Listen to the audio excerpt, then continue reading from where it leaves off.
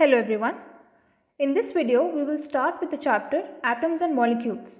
We will learn about the laws of chemical combination and how did Dalton's atomic theory justify these laws. We will see what is an atom and how is an atom of any element symbolized. Now, since we already know that matter has mass, we will see what atomic mass is and how atoms exist. We will explore what a molecule is. We will learn about molecules of elements and compounds and also learn what an ion is. Next, we will learn how to write chemical formulae. The last topic that we will explore is molecular mass and the mole concept. So let's begin. Around 500 BC, Indian philosopher Maharishi Kannar gave a principle that if we go on dividing matter or padarth, we shall get smaller and smaller particles. Ultimately, a time will come when we shall come across the smallest particle beyond which further division will not be possible. He named these particles Parmanu. Another Indian philosopher, Pakudha Katyayama, further elaborated this principle and said that these particles normally exist in a combined form which gives us various forms of matter. Around the same era, ancient Greek philosophers Democritus and Lysippus suggested that if we go on dividing matter, a stage will come when particles obtained cannot be divided further. Democritus called these invisible particles atoms, which means indivisible. However, all this was based on philosophical considerations and not much experimental work to validate these ideas was carried out by the 18th century. By the 18th century, scientists had recognized the difference between elements and compounds, and this led to the rising interest in finding out how and why elements combine and what happens when they combine. Antoine L. Lavoisier laid the foundation of chemical sciences by establishing two important laws of chemical combination. There are two laws of chemical combination. The first one is the law of conservation of mass. Let's take an instance. When you burn wood, we know that burning is a chemical change. Suppose you have a stick of wood, weigh it and log the weight. Now burn that piece of wood. Once the stick is fully burnt, collect all the soot and ash and weigh that. You will find that the weight of the soot and ash is equal to the original stick of wood. This gives us the first law of chemical combination. Law of conservation of mass states that mass can neither be created nor be destroyed in a chemical reaction.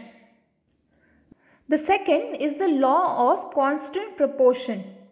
Scientists had noted that many compounds were composed of two or more elements, and each such compound had the same elements in the same proportions, irrespective of where the compound came from or who prepared it. Now, for example, water. Water is chemically written as H2O. The ratio of the mass of hydrogen to the mass of oxygen is always 1:8, whatever the source of water be. Therefore, if 9 grams of water is decomposed, 1 gram of hydrogen and 8 grams of oxygen are always obtained. Another example can be ammonia. Now ammonia, where nitrogen and hydrogen are always present in the ratio 14:3 by mass. That is, there is a 14:3 ratio by mass between nitrogen and hydrogen in ammonia. Now whatever the method or the source from which it is obtained, there will always be a 14:3 by mass ratio. This gives us the law of constant proportions, which is also known as the law of definite proportions. The law was stated as, in a chemical substance, the elements are always present in definite proportions by mass. Now that we know what both the laws of chemical combination are, how to give proper explanations for them. British chemist John Dalton provided the basic theory about the nature of matter. Dalton used the idea of divisibility of matter, which at that time was just a philosophy, an assumption. He took the name atoms that was given by the Greeks and said that the smallest particle of matter are atoms. The theory that Dalton proposed was based on the laws of chemical combination, and it also provided an explanation for both the laws that we just saw. So according to Dalton, the atomic theory that he proposed was that all matter, whether an element, a compound or a mixture, it is composed of small particles called atoms. The postulates of the theory were: the first postulate, all matter is made up of very tiny particles called atoms. So irrespective of what the substance is, it is made up of matter, and that matter is made up of very tiny particles which were called atoms.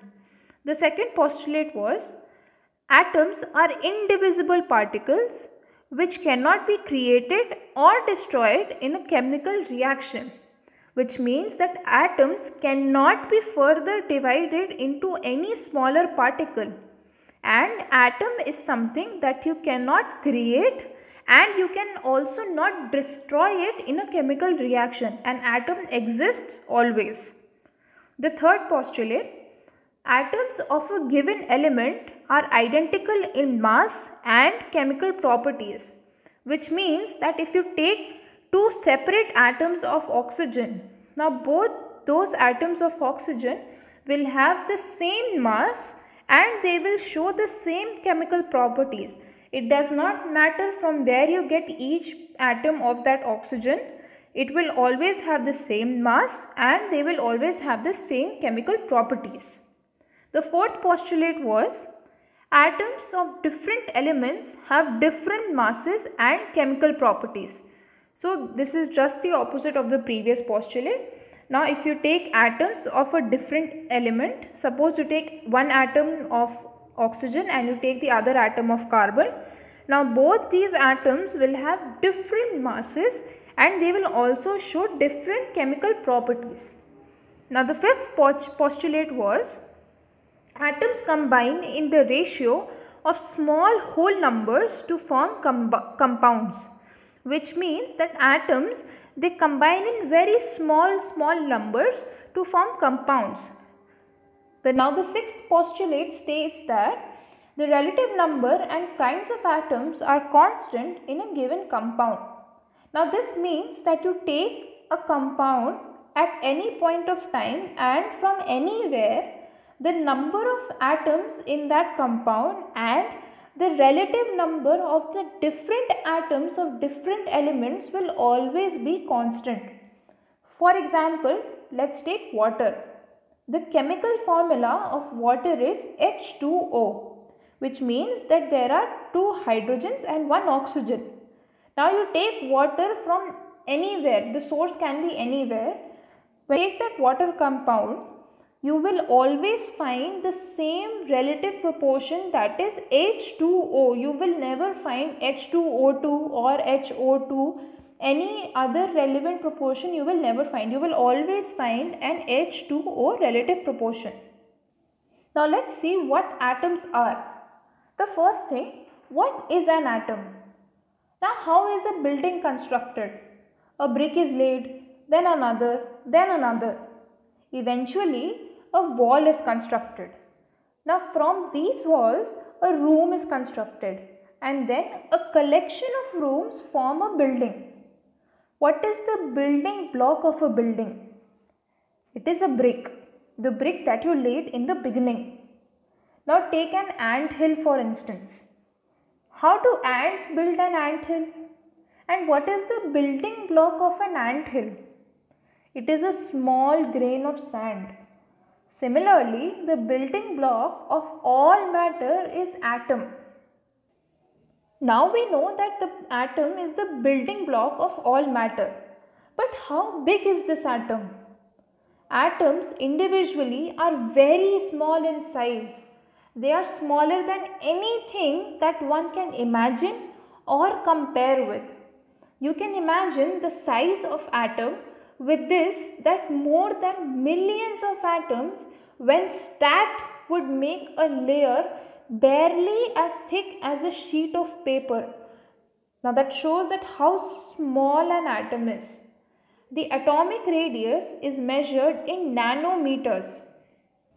So 1 by 10 to the power of 9 meters is equal to 1 nanometer, which makes that 1 meter is equal to 10 to the power of 9 nanometer. Now you can already imagine how small an atom is. Now these are the radii of some examples. So the radii of an atom of hydrogen is 10 to the power minus 10 meters. The molecule of water has a radius of 10 to the power of minus 9 meters. A molecule of hemoglobin is 10 to the power of minus 8 meters in radius. A grain of sand is 10 to the power of minus 4 meters in radius. An ant has the radius of 10 to the power of minus 2 meters. A watermelon has the radius of 10 to the power of minus 1 meters. Now you might be thinking that if atoms are so insignificant, so small in size, then why should we care about them? Now something that you cannot see and which is very small, why does it hold so much of importance? Even though the size of an atom is so insignificant, so small, they hold a very high level of importance as our entire world is made up of atoms. We may not be able to see them, but they are there and constantly affecting whatever we do. Through the modern techniques now available with us, it is possible to produce magnified images of surfaces of elements showing atoms. Okay, we know what atoms are and what is the size of an atom. But how do you symbolize atoms of different elements? There needs to be some differentiation between an atom of oxygen, an atom of carbon, an atom of hydrogen. So how do you symbolize these different atoms of elements? Now writing the full name of element every time it is mentioned or used, eventually it will become very tiring. You cannot keep writing the full name of an element wherever you use it. So this is why symbols were proposed for different elements. Dalton was the first scientist to use the symbols for elements in a very specific sense. When he used a symbol for an element, he also meant a definite quantity of that element, which means that one atom of that element. Another scientist, Berzelius, suggested that the symbols of elements be made from one or two letters of the name of the element. In the beginning, the names of elements were derived from the name of the place where they were found for the first time. For example, the name copper was derived from Cyprus. Some names were taken from specific colors. For example, gold was taken from the English word meaning yellow. However, now the International Union of Pure and Applied Chemistry IUPAC approved the names of elements. The general trend for the symbol of any element is the first one or two letters of the element's name in English becomes the symbol for the element. The first letter of a symbol is always written as a capital letter and the second letter as a small letter. That is, the first letter of the symbol will always be in uppercase and the second letter will always be in the lower case. For example, hydrogen has the symbol H. Aluminium has the symbol Al. The L is in lower case and not A and L capital. Cobalt has the symbol CO and not C and O both in capital letters. The symbols of some elements are formed from the first letter of the name and a letter appearing later in the name. Examples are chlorine, which has the symbol Cl and not Ch, and zinc, which has the symbol Zn and not Zi. Other symbols have been taken from the names of elements in Latin, German or Greek languages. For example, the symbol of iron is Fe from its Latin name ferrum. Sodium is Na from natrium. Potassium is K from kalium. Therefore, each element has a name and a unique chemical symbol. So, every time you mention an element now, you do not have to write the full name of the element, and you can now only use the symbol. Now, moving on to the atomic mass. In one of the postulates in Dalton's atomic theory, it is mentioned about the mass of an atom or atomic mass. According to Dalton, each element had a characteristic atomic mass. That means each element has a unique atomic mass. Now, determining the mass of an individual atom was a relatively difficult task. Considering that an atom is very small, relative atomic masses were determined using the laws of chemical combination and the compounds formed. As we saw that in H2O or water, the ratio of mass of hydrogen to the mass of oxygen is always 1:8, and in ammonia, nitrogen and hydrogen are always present by 14:3 by mass ratio. How to understand atomic mass in detail? So, for example, we will take carbon monoxide CO as a compound. Now, carbon monoxide is a compound formed by carbon and oxygen. It was observed experimentally that 3 gram of carbon combines with 4 gram of oxygen to form CO or carbon monoxide, which also means that carbon combines with 4/3 times its mass of oxygen. Suppose atomic mass unit is defined as equal to the mass of one carbon atom. The carbon atom would be assigned an atomic mass of 1.0 U and oxygen an atomic mass of 1.33 U, which is 4 divided by 3 will give you 1.33.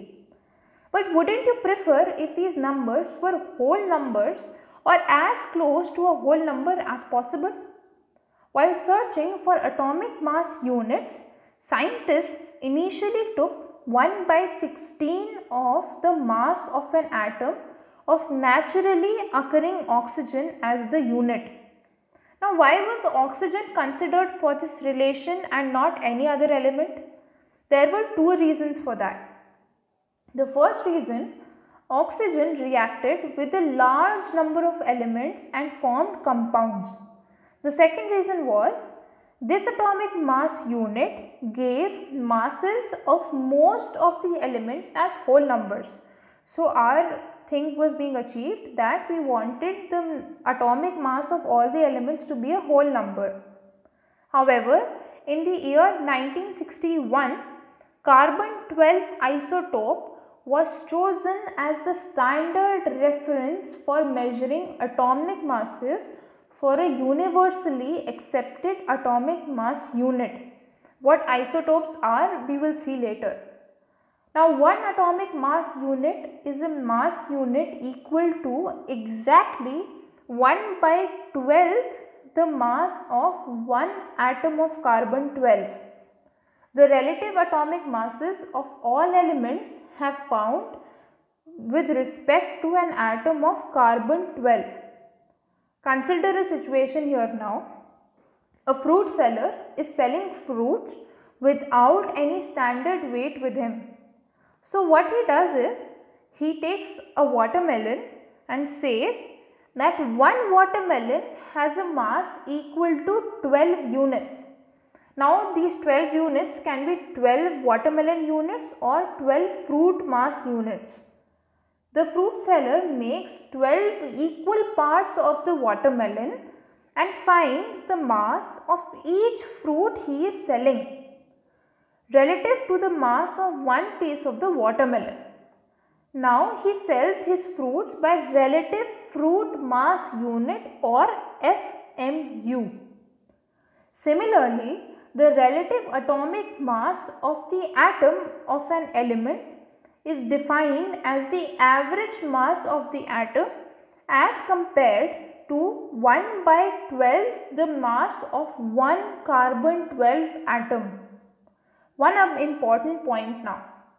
Atomic mass was earlier defined by the unit atomic mass unit or AMU. However, the latest IUPAC standards have defined the atomic mass by the unit unified mass, which is symbolized by U. So, if we have to mention the mass of one hydrogen atom, we write it as 1U.